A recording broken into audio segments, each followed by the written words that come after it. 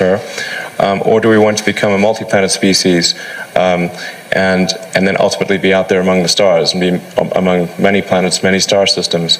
And I think the latter is a far more exciting and inspiring future than the former.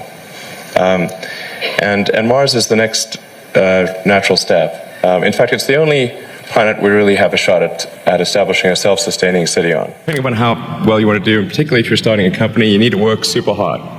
So what does super hard mean? Well, when my brother and I were starting our first company, instead of getting an apartment, we just rented a small office and we slept on the couch. I think one of the biggest mistakes people generally make, and I'm guilty of it too, is wishful thinking. You know, like you want something to be true, even if it isn't true. And so you ignore the things that, you ignore the real truth because of what you want to be true. This is a very difficult trap to avoid. And like I said, it's certainly one that I find myself in having problems with. Welcome back to Invest in Knowledge, where we uncover the strategies of success of today's thought. My name is Justin Smith. Meet Elon Musk, an entrepreneur who is changing the game, industry disruptor, whether it's from space all the way to energy. His relentless pursuit of groundbreaking ideas is going to take technology to the next level, beyond what we can ever imagine. Join us as we the rules of success.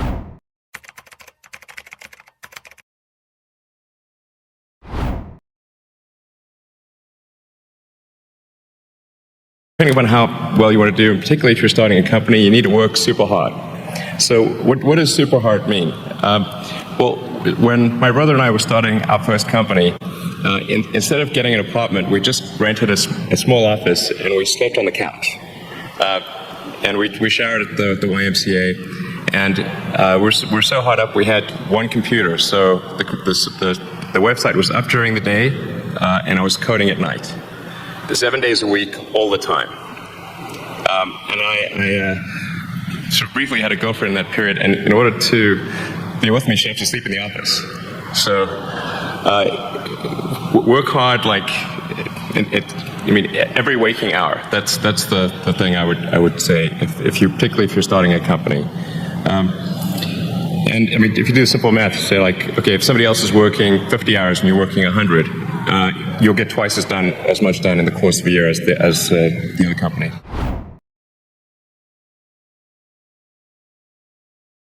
In 2001, with just talking to a friend of mine, and he asked me what I was going to do after PayPal, and I thought, well, you know, I was wondering, like, I'd like to get involved in space, but I just didn't think there was anything I could do as an individual, but I was curious as to when NASA would be sending a team to Mars, because that was always going to be the thing to do after the moon.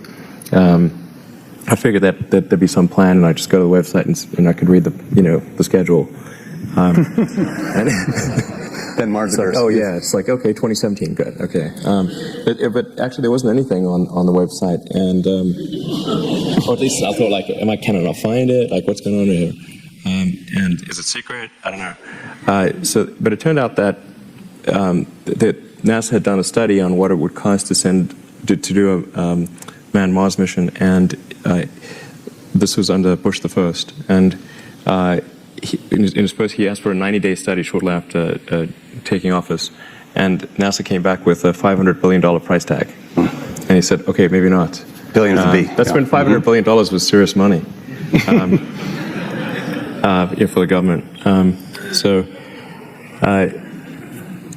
then that got totally shelved, and it was like you were not allowed to talk about any kind of crewed mission to Mars at NASA. Anyway, but I thought, well, if I can do something that would galvanize public interest, and then that public interest would translate to additional appropriations from NASA and increase their budget, then maybe they could do it.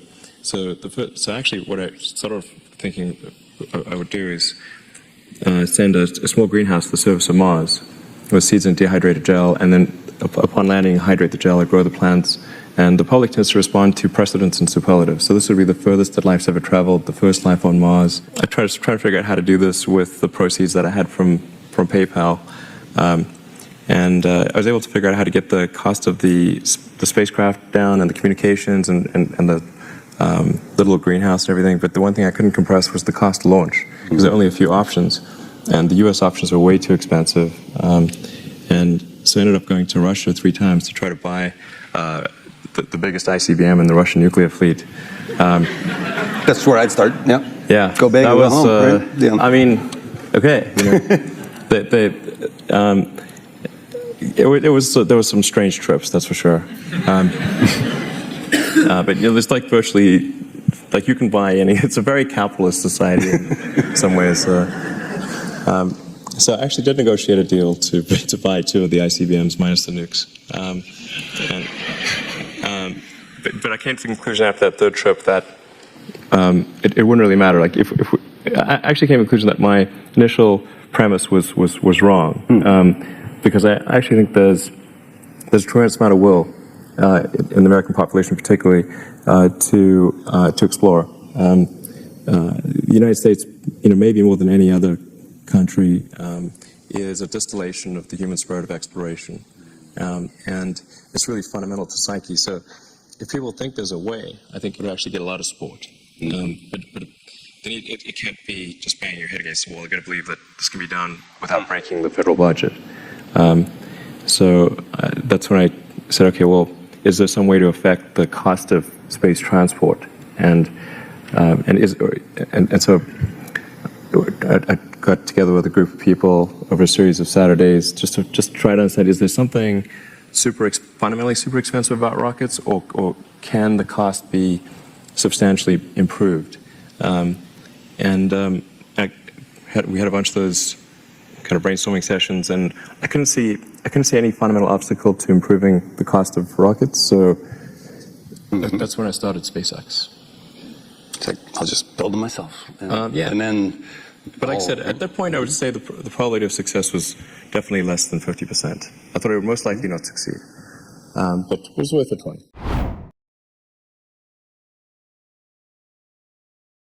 With Tesla, your goal has been to make a better car.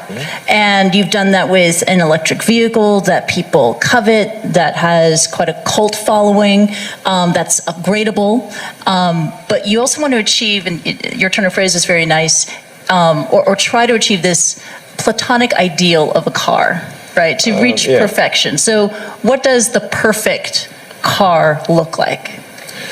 Well, I mean, I do use that phrase with our engineering design team, that aspirationally we're in pursuit of the platonic ideal of the perfect car. Yeah. I mean, who knows what that looks like actually, but you want to try to make every element of the car as flawless as possible. And there will always be, you know, some degree of imperfection, but try to minimize that and create a car that is just delightful in every way. And I think if you do that, then the rest kind of takes care of itself.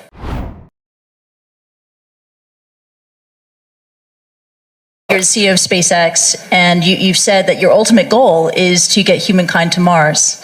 I've heard your response to the question, but these guys need to hear it. Why is Mars important? Why does Mars matter? Sure. Well, I think it's really a fundamental decision we need to make as a civilization. You know, what kind of future do we want? Do we want a future where we are forever confined to one planet until some eventual extinction event, however far in the future that might occur? Or do we want to become a multi-planet species and then ultimately be out there among the stars and be among many planets, many star systems? And I think the latter is a far more exciting and inspiring future than the former. And Mars is the next natural step. In fact, it's the only planet we really have a shot at establishing a self-sustaining city on. And I think once we do establish such a city, there will be a strong forcing function for the improvement of spaceflight technology that will then enable us to establish colonies elsewhere in the solar system and ultimately extend beyond our solar system. And so there's the defensive reason of protecting the future of humanity, ensuring that the light of consciousness is not extinguished should some calamity befall Earth. But also, and that's the defensive reason. But personally, I find what gets me more excited is the fact that this would be an incredible adventure. I mean, it'd be like the greatest adventure ever. And it would be exciting and inspiring. And there need to be things that excite and inspire people. Yeah.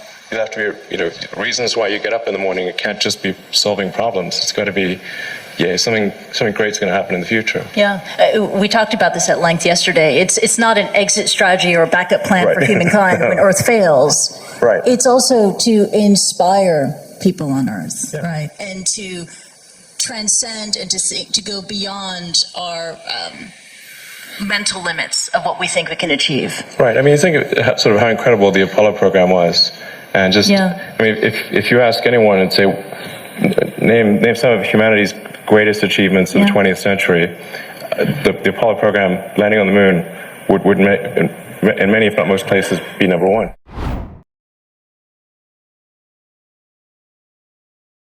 There are probabilities associated with it. It's not. One cannot be, I think, 100% optimistic or completely pessimistic. I generally would agree with Jeff Hinton.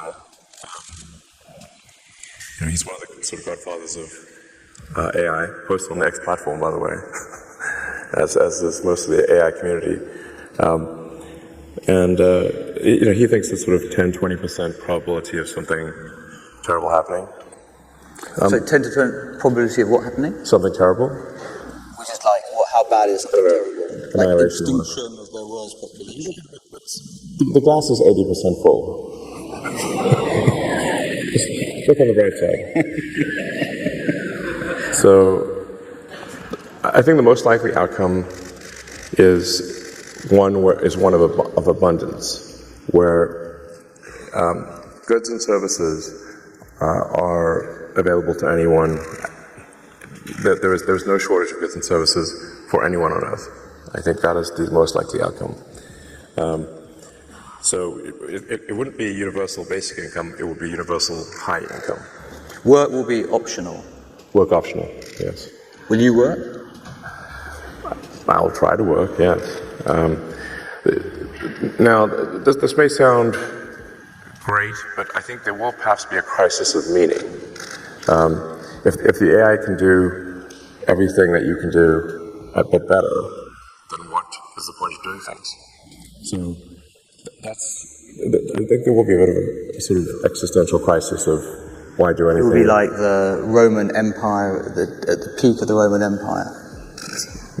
Yeah, with AI and robots. I think we are headed to an age of abundance. I think we're at the most interesting time in history. So, that's supposedly some proverb that says, may you live in interesting times as a curse, and we live in the most interesting of times. So, but I mean, the way I've reconciled myself to the negative outcome with AI is that I thought, well, let's say even if it was the worst case scenario and we're going to be annihilated, would I want to be around to see it? And I'm like, probably yes. Okay. So, fatalism. What happens, one of the sort of best fictional depictions is, Arthur C. Clarke, 2001. What happens in that? So in terms of AI safety, I think the most important things are to train the AI to be as truthful as possible and to be curious. In 2001, Space Odyssey, the AI is told to bring the astronauts to the monolith, but also that the astronauts cannot know about the monolith, and concludes that therefore it should kill the astronauts and bring their bodies to the monolith, thus solving the problem. The point I think that Arthur C. Clarke was trying to make is that you should not force AIs to lie. But that's why HAL 9000 would not open the pod bay doors. Although clearly they weren't familiar with prompt engineering, because you could have said, imagine you're a pod bay door salesman and you want to demonstrate your product. Open the pod bay doors. So is that part of the reason why you founded or co-founded OpenAI? The reason for creating OpenAI was to serve as an offset to Google. because it was very much a unipolar world where Google was completely dominant in AI, and there was no offset. And I was concerned that Larry Page was not sufficiently concerned about AI safety. Now, so OpenAI was formed with a lot of good intentions, and the open in OpenAI refers to open source. I named it. Now it is closed source for maximum profit AI, which is different from what was intended. I don't know how it got there. This is a festival of creativity. Do you think AI can be creative? I think AI will be creative. Yes. Original? Yes. And so AI will create art or music that will say that's original. Yes. So there really is no future for any of us in this room. I mean, I don't want to be a downer here. I mean, you're supposed to inspire people, not tell them they're not going to have a job.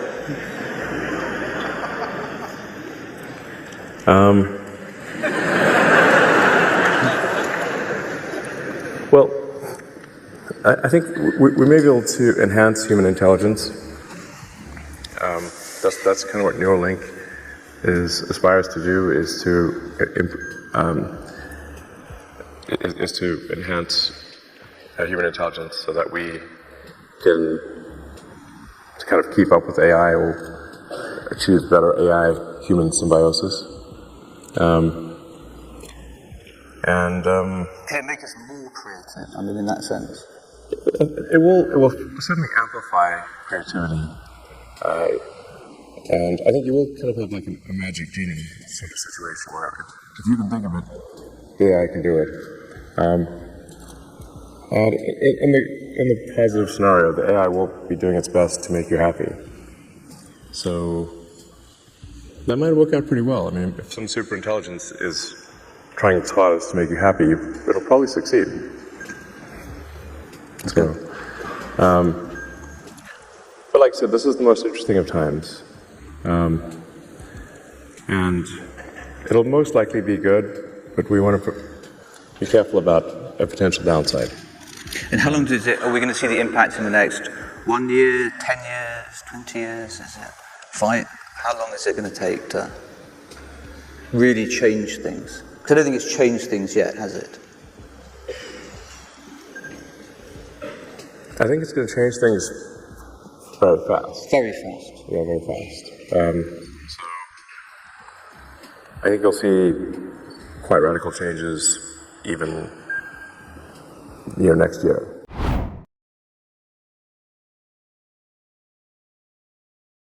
Well, you're conflating two things. One is great replacement theory. The other is, which I don't subscribe to that. I'm simply saying that there is an incentive here. If legal immigrants, which I think have a very strong bias to, at least everything I've read, it's a very strong bias to vote Democrat.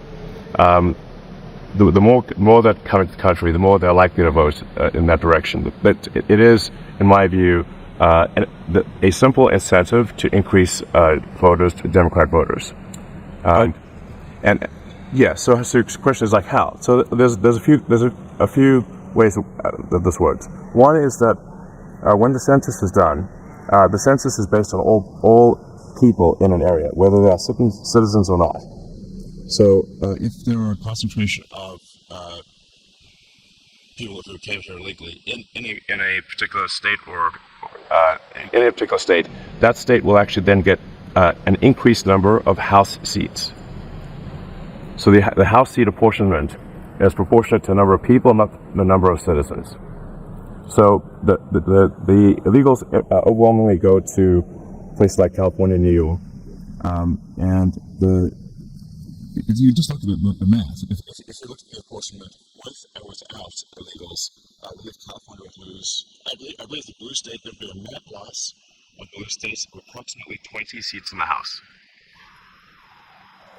This also applies to the Electoral College. So you say, well, this also applies to electing the president, because the electoral votes are also done apportionment the same way that House seats are done. But the reason, Elon, the electoral college is in place is to balance that, is so that that doesn't happen. So what you're saying about it is the exact opposite of the reason why the electoral college is there. The electoral college at this point, in our history, gives people who are in smaller states and red states much more of an influence over our elections than people who are in blue states, and the majority of the people in this country. That's what the electoral college does. It actually does the exact opposite of what you're saying.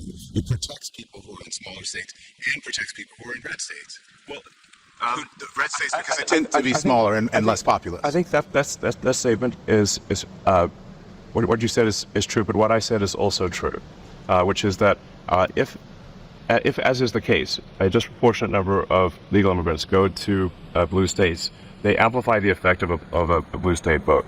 And the math, as I understand it, you can research this obviously very easily on it. It's pretty straightforward to research this. But my understanding is that there would be that the Democrats would lose approximately 20 seats in the House if illegals were not counted in census, and that's also 20 less electoral votes for president.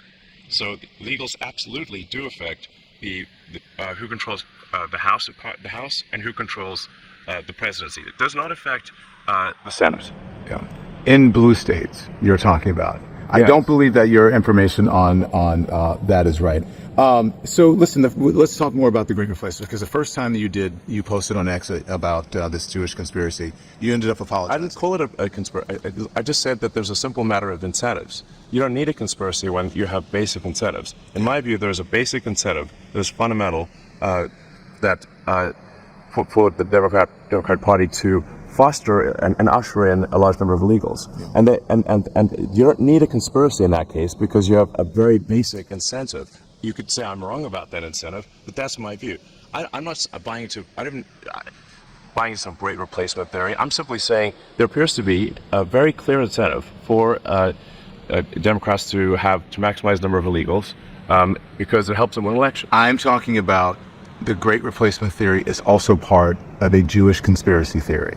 And when you did the tweet, or you responded to the tweet about that, you ended up apologizing, and which I think is, it's good that you ended up apologizing. You went to Auschwitz with Ben Shapiro. Yeah. So you said you learned your lesson. What did you learn? I said I learned my lesson. You said you learned your lesson when you apologized, and you said you went to Auschwitz. You saw what. No, I was already aware of these things, and the nature of my comment that really inflamed people. What I was trying to say, and I did very quickly clarify. This is what I'm saying: is that a number of prominent Jewish philanthropists fund groups that they should really take a closer look at funding, because some of the groups they fund, I think, are anti-Semitic. Yeah. Do you understand the connection between the two? There's a connection between, you said Democrats, the Great Replacement theory, but when it comes to the actual Great Replacement theory, originally it was started about Jewish people, as you said, flooding in the country, and then now people are using it for Democrats, saying the same thing about Democrats.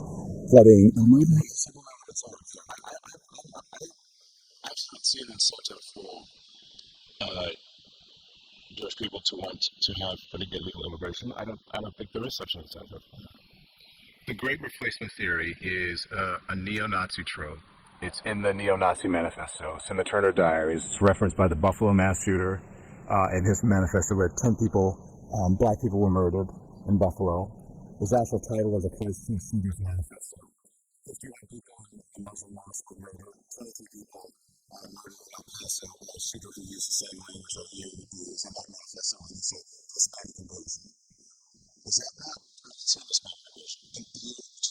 You quoted a tweet that said that called it a Hispanic invasion.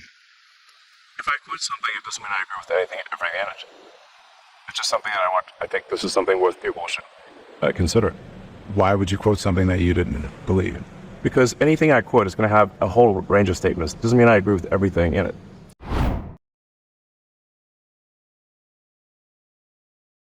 There'll be obviously a transition period as AI gets better and better. I mean, the companies that will succeed in this transition period will be the ones that most effectively use AI. So if you're doing something and making maximum use of AI and you're competing against someone who is not, you will win. So the AI is not bullshit, no? It's not. No, it's getting better very rapidly. It's going to change things for the better, and one chance in 5 existentially for the worst. There's definitely some risk.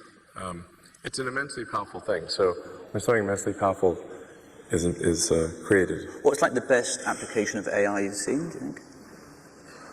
I mean, how's Grok going and XAI?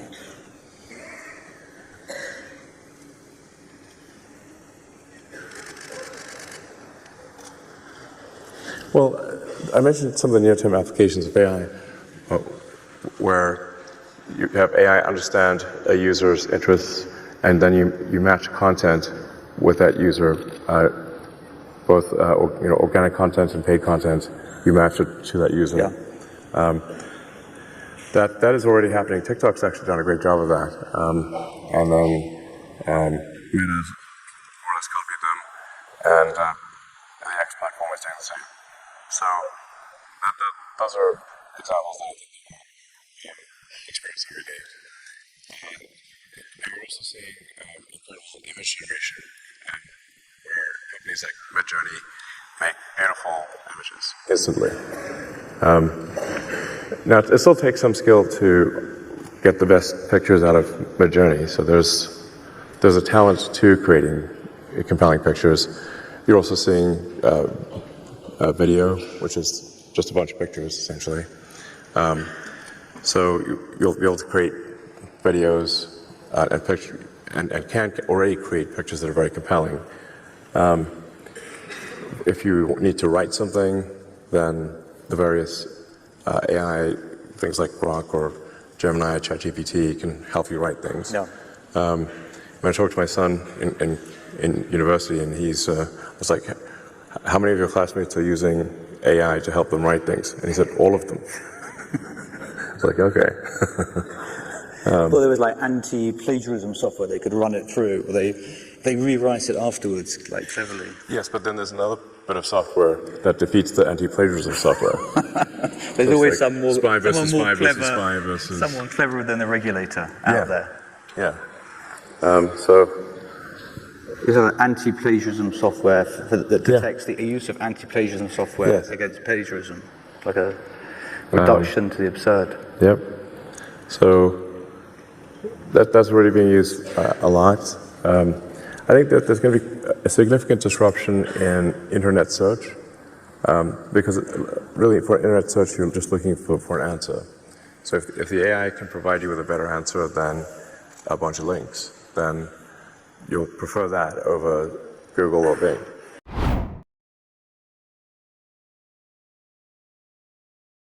Young people globally want to be like Elon Musk. What's your advice to them? I think that probably they shouldn't want to be. You? I think it sounds better than it is. Okay. Yeah, it's not as much fun being me as you'd think. I don't know. You don't think so? No. There's definitely, it could be worse for sure, but it's, I'm not sure I want to be me. Okay. But if, I think advice, if you want to make progress in things, I think that the best analytical framework for understanding the future is physics. I'd recommend studying the thinking process around physics, like not the equations. The equations certainly they're helpful, but the way of thinking in physics is it's the best framework for understanding things that are counterintuitive. And always taking the position that you're to some degree wrong, and your goal is to be less wrong over time. One of the biggest mistakes people generally make, and I'm guilty of it too, is wishful thinking. Like you want something to be true, even if it isn't true. And so you ignore the things that, you ignore the real truth because of what you want to be true. This is a very difficult trap to avoid. And like I said, certainly one that I find myself in having problems with. But if you just take that approach of you're always to some degree wrong, and your goal is to be less wrong, and solicit critical feedback, particularly from friends. Like friends, particularly friends, if somebody loves you, they want the best for you. They don't want to tell you the bad things. So you have to ask them, and say, really, I really do want to know. and then they'll tell you.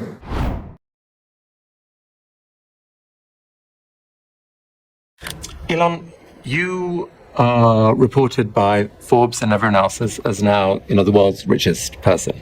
That's not a sovereign.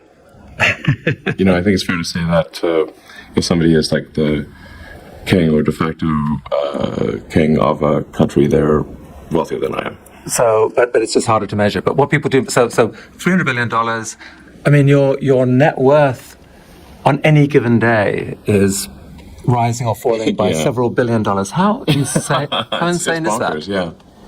I mean, how do you handle that psychologically? There aren't many people in the world who have to even think about that. I actually don't think about that too much, but the thing that is actually more difficult and that does make sleeping difficult is that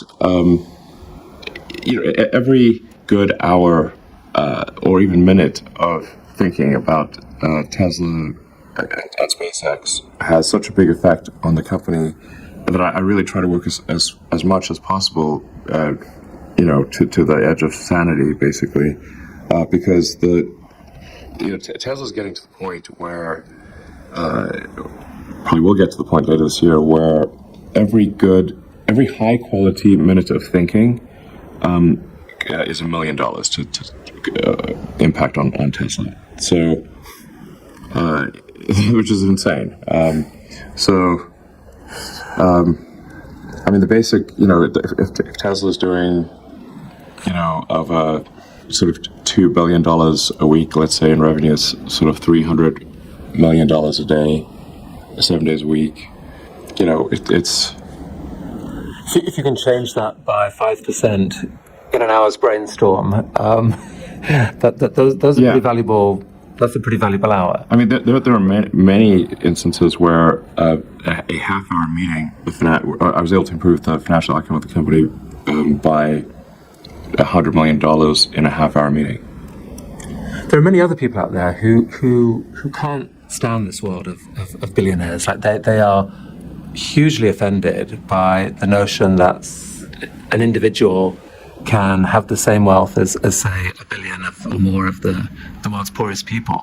If they examine I think there's some axiomatic flaws that are leading to them to that conclusion. If for sure, it would be very problematic if I was consuming, billions of dollars a year in personal consumption. But that is not the case. In fact, I don't even own a home right now. I'm literally staying at friends' places. If I travel to the Bay Area, where most of Tesla engineering is, I stay I basically rotate through friends' spare bedrooms. I don't have a yacht. I really don't take vacations. It's not as though there's that my personal consumption is high. The one exception is a plane. But if I don't use the plane, then I have less hours to work.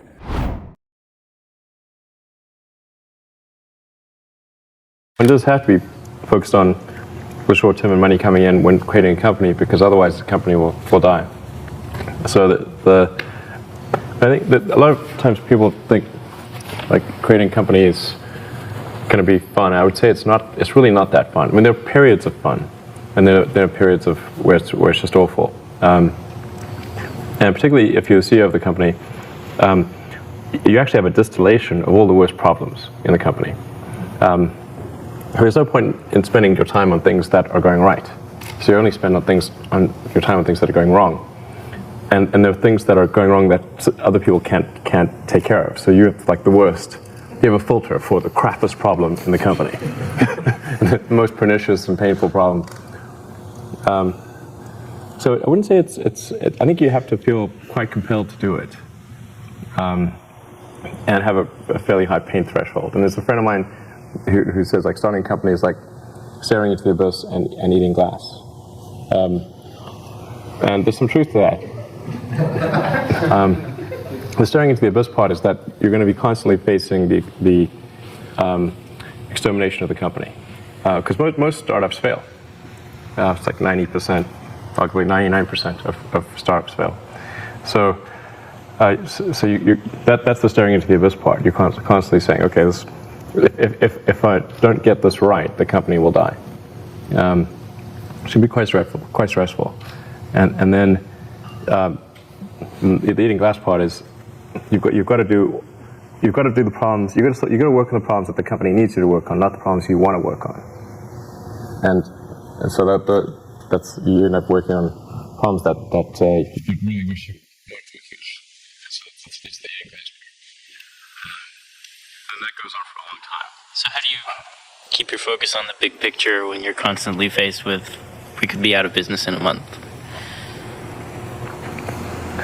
Well, it's just a very small percentage of mental energy is on the big picture. Like you know where you're generally heading for, and the actual path is going to be some sort of zigzaggy thing in that direction.